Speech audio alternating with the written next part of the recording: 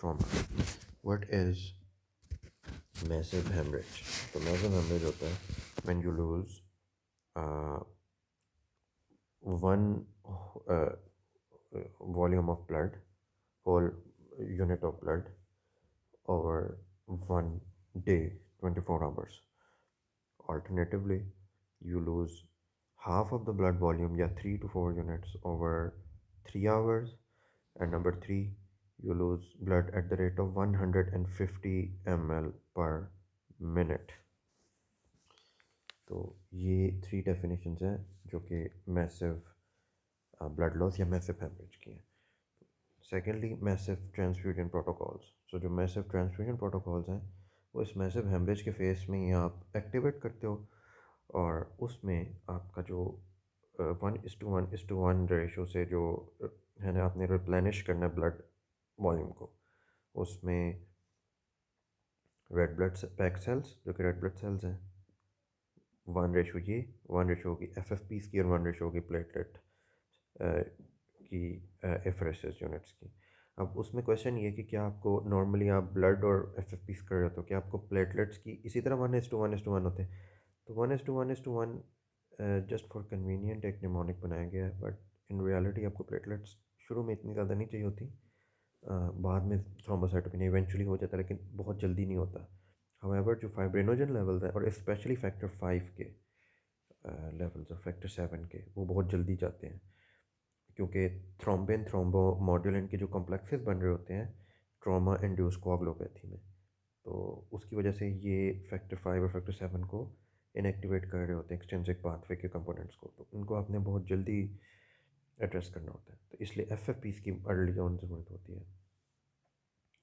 Next question ये है कि what is damage control resuscitation, जो कि आपने बहुत जल्दी एक्टिवेट करनी होती है.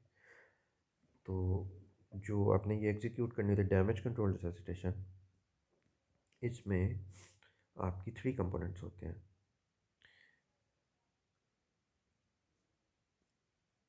तो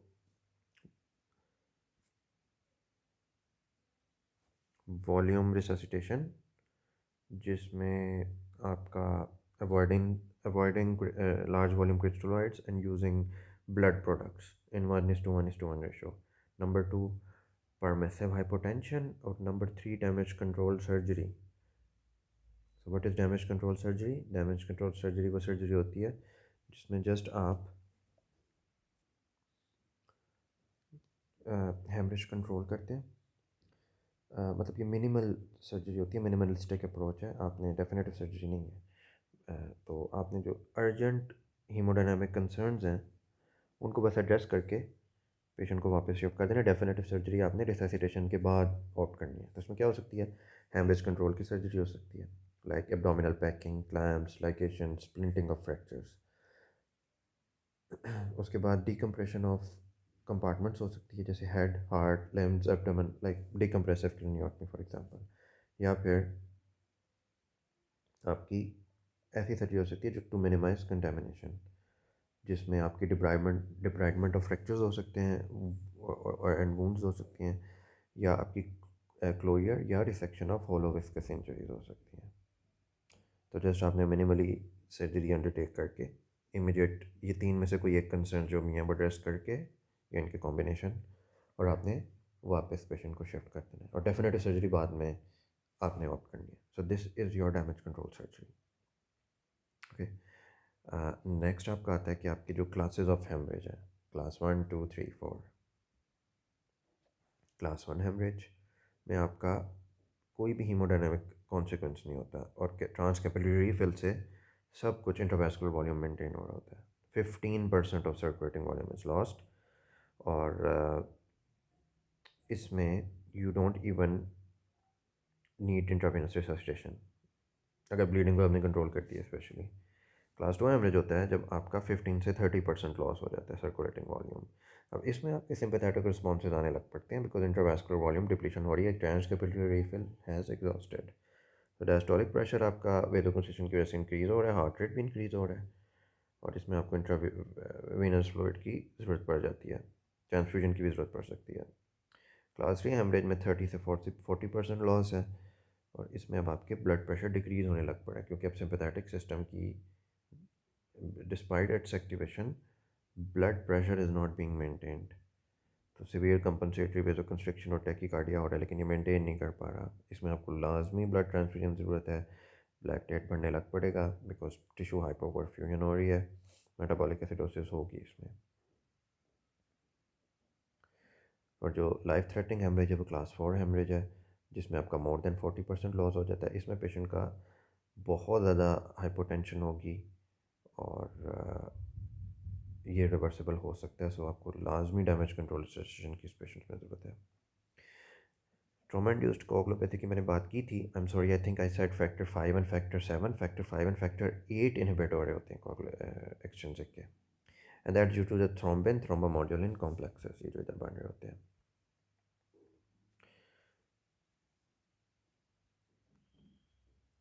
टैग के बारे में भी थोड़ी देर में बात करूँगा मैं। और नेक्स्ट हमारा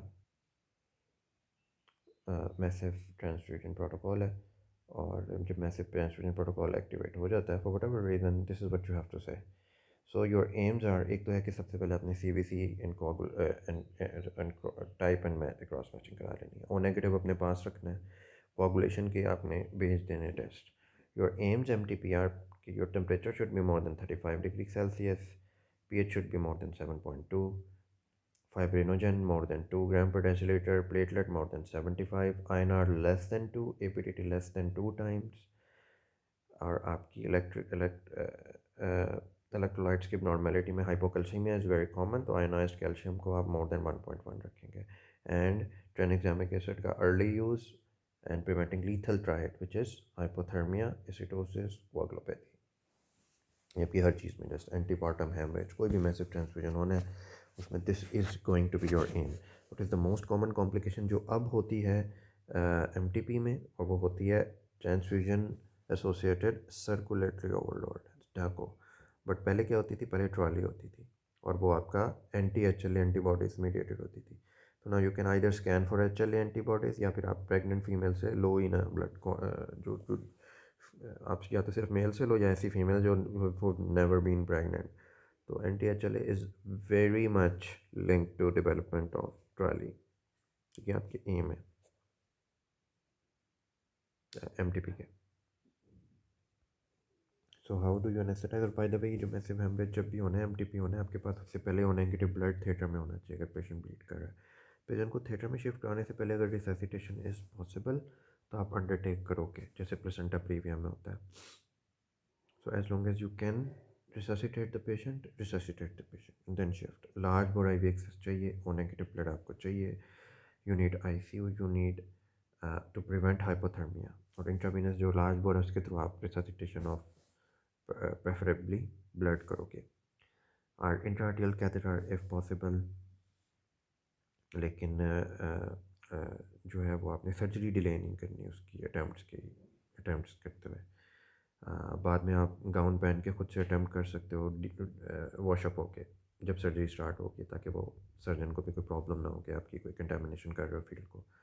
एंड इंट्रावीनस कैथेटर, सेंट्रावीनस कैथेटर आप बाद में अटैम्प्ट कर सकते हो अगर टाइम अलाउ कर रहा है, वरना आपका पेरिफेरल लाइन या लार्ज बोर्ड कैथेटर आपको चाहिए। इंट्राओशियस डिवाइसेस का यूज़ होता है अगर आप आईवी नहीं डाल सकते, बट अल्ट्रासाउंड गाइडेंस जो है उससे बहुत उसका जो डिश आपकी उसने बहुत हेल्प आउट कर दिया। अब इंट्राओशियस कम यूज़ होती है। और पेशेंट को एनाल्जेसिक चाहिए होता है, induction agent small titrated amount में आपने देना है। और remember, all are presume to be full stomach, तो आप RSI करोगे, you will never attempt a normal sequence, always a rapid sequence.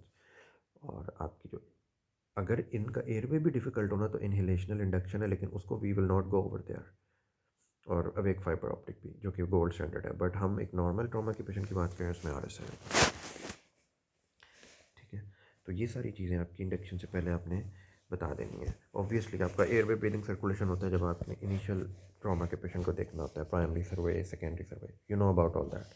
यहाँ पे जब एनेस्थेटिक इंटरवेंशन है, इसमें मैं अगेन रिपीट कर रहा हूँ कि आपकी लार्ज बोराइव एक्सेस होगी, रिससिटेशन होगी पहले, अगर पॉसिबल ऑन नेगेटिव ब्लड पहले, अगर पॉसिबल हाइपोथर्मिया को प्रिवेंट करना है, थिएटर आपका वार्म होना चाहिए, इंट्रावेनस फ्लूइड या ब्लड आपका वार्म्ड जाना चाहिए, और आपकी जो इन्वेसिव मॉनिटरिंग है उसके बारे में मैंने बात कर दी है। एयरवे पेशेंट्स का फुल स्टमक एज्यूम होगा ऑलवेज। आईसीयू आपने पोस्ट ऑप के लिए पहले से अरेंज कर लेना है। It will be an elevated risk consent. और आपने test for coagulopathy type and blood का जो टाइप एंड मैच भेज देना है। कोआगुलोपैथी के टेस्ट और बेसलाइन टेस्ट हीमोग्लोबिन आपने बीच बीच में भेजते रहना है। ठीक है, और ये सब चीज़ें आपकी पार्ट होंगी ट्रॉमा की रिसस्टेशन की। और आपका जो एनेस्थीसिया है वो slow titrated amounts of agent like केटामीन या एटोमीडेट से यूज़ होगा। और आपने आरएसआई करके मेंटेनेंस को भी आपने एनेस्थीसिया की जो मेंटेनेंस है उसके लिए आपने लो मैक यूज़ करना है। पेशेंट को आप हीमोडायनेमिक्स दे सकते हो ऐसे जो हीमोडायनेमिक कंप्रोमाइज़ कम कॉज करें, लाइक मिडाज़ोलैम, लाइक डेक्समेडिटोमिडीन एट्सेट्रा। और यूजुअली इनकी डैमेज कंट्रोल सर्जरी हो रही होगी जिसके बारे में मैंने बता दिया होगा। पेशेंट को हमेशा हाइपोथर्मिया से अवॉइड करना है। आपने वार्म चीज़ें देने का आपने बार बार बात करनी है। मैसिव ट्रांसफ्यूजन प्रोटोकॉल्स होंगे, लाइक उसके रिलेटेड इश्यूज हैं वो सारे आपने उसको डिस्कस कर लेने हैं। So this is how you conduct anaesthesia.